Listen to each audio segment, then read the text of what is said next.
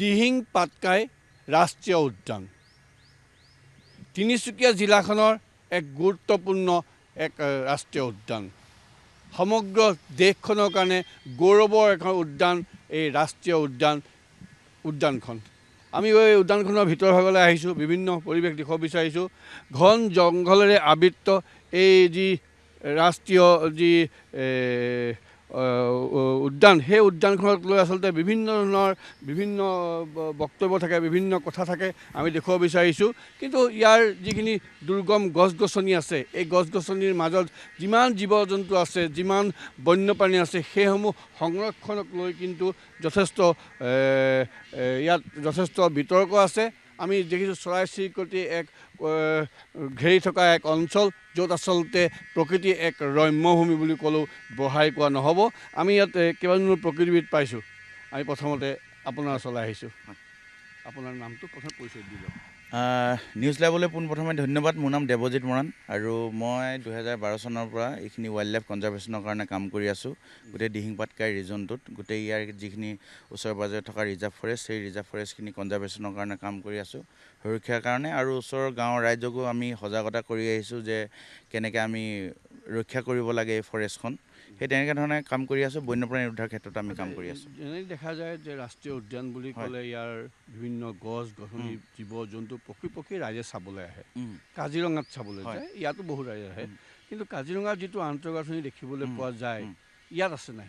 হয় অতি গুৰুত্বপূৰ্ণ এটা প্ৰশ্ন কৰিছে আচলতে ইয়াত যিটো দিহিং পাটকাইত যিটো আন্তঃগাঁথনি হ'ব লাগিছিলে তেনেকুৱা ধৰণৰ কোনো আন্তঃগাঁথনি নাই আচলতে ওচৰৰ ৰাইজে আমাৰ দিহিং পাটকাই চৰাইপুং গাঁৱৰ মানুহৰ বাহিৰে বহুত মানুহে গম নাপায় যে এইখন দিহিং পাটকাই ৰাষ্ট্ৰীয় উদ্যান বুলি সেইটো আমি অতি লাজ পাওঁ মোৰ ঘৰ টিংৰাই মানুহে গম নাপায় ডিগবৈৰ মানুহে গম নাপায় দিহিং পাটকাই ৰাষ্ট্ৰীয় উদ্যান বুলি লক্ষীপথাৰ মানুহে গম নাপায় ইয়াৰে ওচৰে পাজৰে যিখিনি গাঁও আছে বহু গাঁৱৰ মানুহে এইখন দিহিং পাটকাই ৰাষ্ট্ৰীয় উদ্যান বুলি গমেই নাপায় এইখন অকল গম পায় যে দিহিং পাটকাই দিহিং পাটকাই কি হয় সেই কথাটোৱে গম নাপায় সেনেকুৱা চৰাইপুং জংঘল বুলি গম পায় তো দিহিং পাটকাই হয় আৰু এটা গুৰুত্বপূৰ্ণ প্ৰশ্ন আমি কিছু আমি আগলৈ গৈ থাকিম আপুনি কেমেৰাজন বিতুপন সমগ্ৰ পৰিৱেশটো দেখুৱাই থাকিব আমি দুটা ধৰি থাকিম ৰাষ্ট্ৰীয় উদ্যান এনেকুৱা কি বস্তু আছে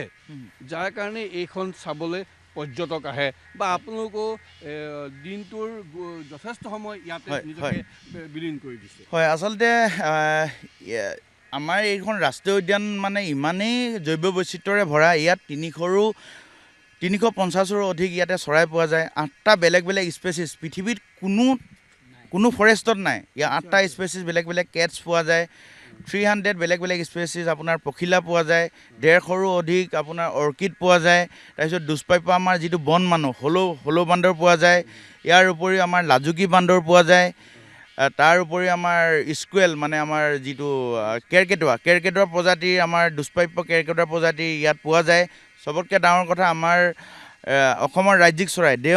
দেওহাঁহ পোৱা যায় আৰু দেওহাঁহৰ বহুতকেইটা স্পেচিছ আছে তাৰ কাৰণে ৱৰ্ল্ডৰ বেলেগ বেলেগ জেগাৰ মানুহৰ পৰা ইয়াত টুৰিষ্ট আহে আৰু সেইধৰণে যিধৰণে আমাৰ আন্তঃগাঁথনি ধনেশ চৰাই পোৱা যায়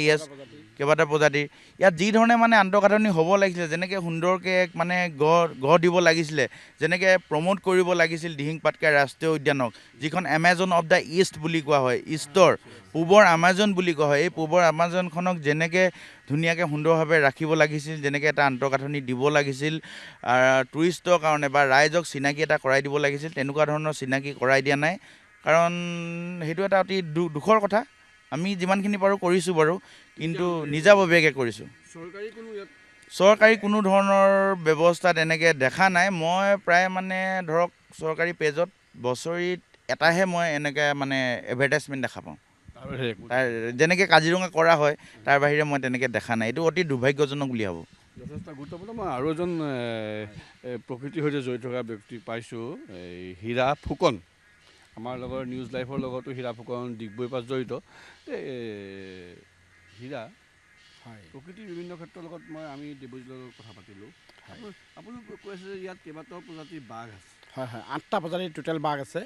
ডক্টৰ কাশ্মীৰ কাকতিয়ে এই বিষয়টো প্ৰথম তেওঁ আৱিষ্কাৰ কৰিছিল 8টা প্ৰজাতিৰ বাঘ আছে বুলি তেওঁ বনাঞ্চলৰ ভিতৰত গৈ কেইবাটাও কেমেৰা ফিটিং কৰিছিল তেতিয়া গম পালে যে 8টা প্ৰজাতি যিটো আমাৰ অসমৰ কোনো ঠাইতে নাই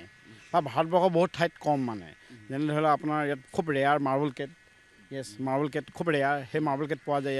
ইয়াত আপোনাৰ ফিচিং কেট পোৱা যায় আপোনাৰ ইয়াত আপোনাৰ জংগল কেট পোৱা যায়, নাহৰফুটুকী বাঘ পোৱা যায়, ব্লেক পেন্থাৰ পোৱা যায়, বিভিন্ন টোটেল মুঠতে 8টা প্ৰজাতিৰ বাঘ পোৱা যায়। আৰু অকল বাঘ বুলি নহয়, ইয়াত দেওহাঁহ কাৰণে পৃথিৱী বিখ্যাত, কাৰণ খুব কম দেওহাঁহ আছে। তাৰ ভিতৰত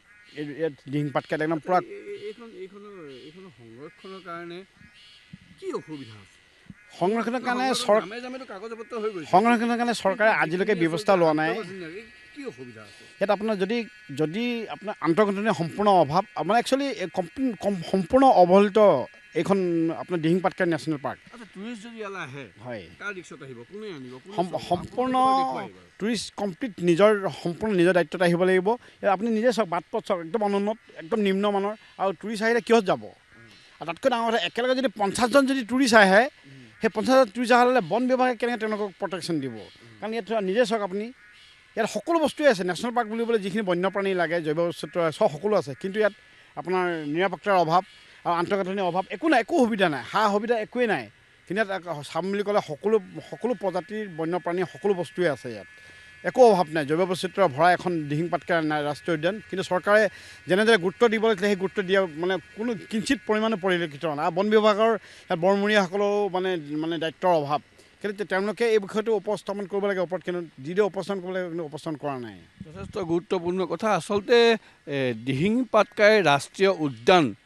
দ্বিতীয় আমাজন বুলি কোৱা হয়, আৰু সেয়া আচলতে কৰি আহিছে ইয়াৰ বেচৰকাৰী খণ্ডত থকা যিসকল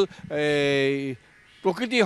কৰ্মী বা যিসকল প্ৰকৃতিৰ সৈতে জড়িত হৈ থকা, এই দেৱজিতেই হওক বা আমাৰ হীৰাই হওক, তেওঁলোকৰ নিচিনা যথেষ্ট সংখ্যক যুৱক যুৱতীয়ে এই দিহিং পাটকাই সুৰক্ষিত কৰি ৰাখিছে। দিহিং পাটকাই প্ৰচাৰ কাৰণে লাগি আছে, কিন্তু তাৰ বিপৰীতে কিন্তু চৰকাৰী আন্তঃগাঁথনি সম্পূৰ্ণ শূন্য।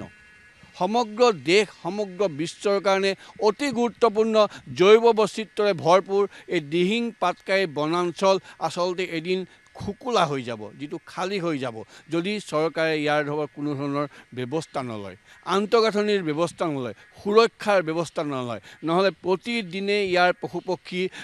অবৈধ চোৰাং চিকাৰীয়ে হত্যা কৰিবলৈ আৰম্ভ কৰিছে। সেইবোৰ যদি ৰোধ নহয়, এদিন কিন্তু কোনোৱে ইয়াত নক'ব ইয়াত এখন দিহিং পাটকাই সংৰক্ষিত বনাঞ্চল নামৰ এখন জৈৱ বৈচিত্ৰ্য ভৰপূৰ বনাঞ্চল আছিল বুলি।